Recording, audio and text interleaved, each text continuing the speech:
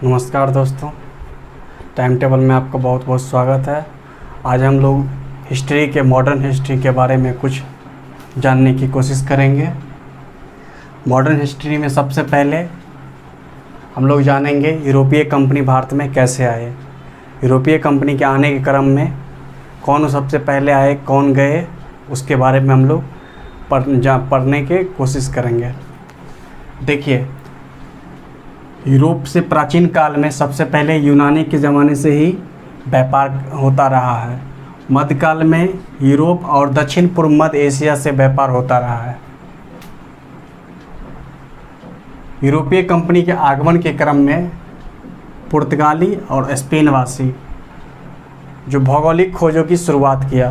भौगोलिक खोजों की शुरुआत करते हुए जो पुर्तगाल के राजकुमार थे हेनरी द नेविगेटर, इसके फलस्वरूप जो है एशिया में जो है वहाँ का नाविक था बार्थोलोमेओ डियाज, जो 1487 ईस्वी में केप ऑफ गुड होप होते हुए जो अफ्रीका के दक्षिण छोर पे है, उत्तरमांसा अंतरिक्ष तूफानी अंतरिक्ष की खोज की।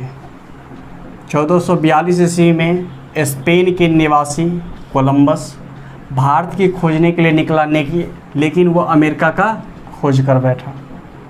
1498 में पुर्तगाली यात्री था वास्को डी गामा, हेक्टर नामक जहाज़ से केप ऑफ गुड होप का चक्कर काटते हुए भारत की खोज की। भारत की खोज के क्रम में उसे गुजराती पथ प्रदर्शक अब्दुल मजीद ने उसका साथ दिया।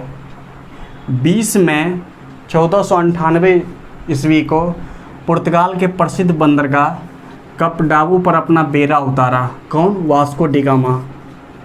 इन सभी खोजों का एकमात्र उद्देश्य था व्यापारिक मार्गों की जानकारी और आर्थिक लाभ कमाना, क्योंकि यूरोप का आदमी का ये नहीं पता था कौन सा देश कहाँ है, क्या नहीं है, कहाँ इंसान रहता है।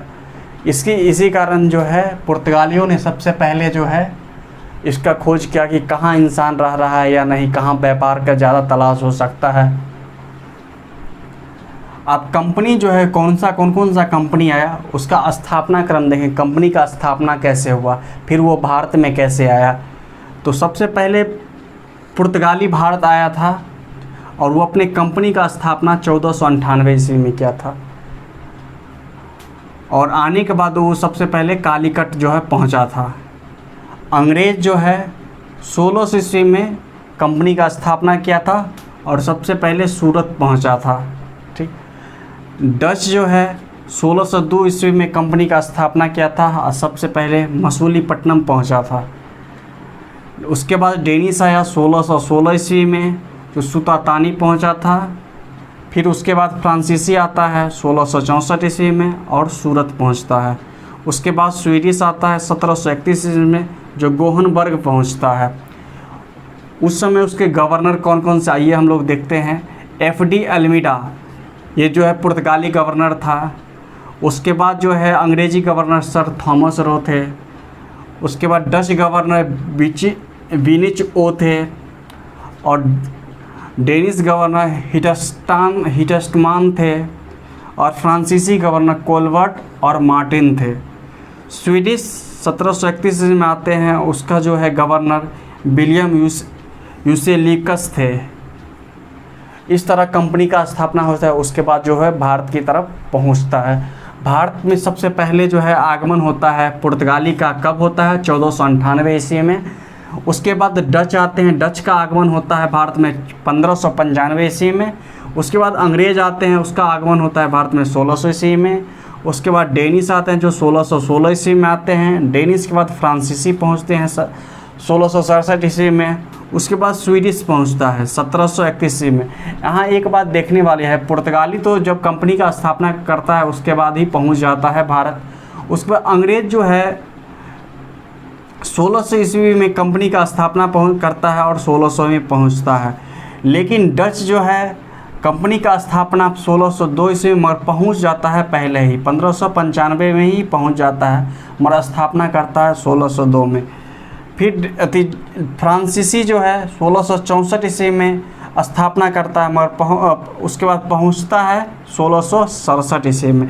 यहाँ यही बात ध्यान करना, ये स्थापना है कंपनी का स्थापना, और ये जो है आगमन भारत में कब आगमन करता है, और ये सबसे पहले किस स्थल पर पहुंचा। ये नहीं है कि किस स्थल पर मतलब पहला कोठी बनाया या फैक्ट्री स्थापित, ये नहीं। आगे हम लोग जानने की कोशिश करेंगे एक बाय एक करके। पुर्तगाल के बारे में जानेंगे, डच के बारे में जानेंगे, अंग्रेज़ के बारे में, फिर डेनिश आया था, फ्रांसीसी, उसके बाद ये लोग कौन आए, कैसे ये राज किए, इसके बारे में हम डिटेल से जानेंगे अगली क्लास में। जय हिंद।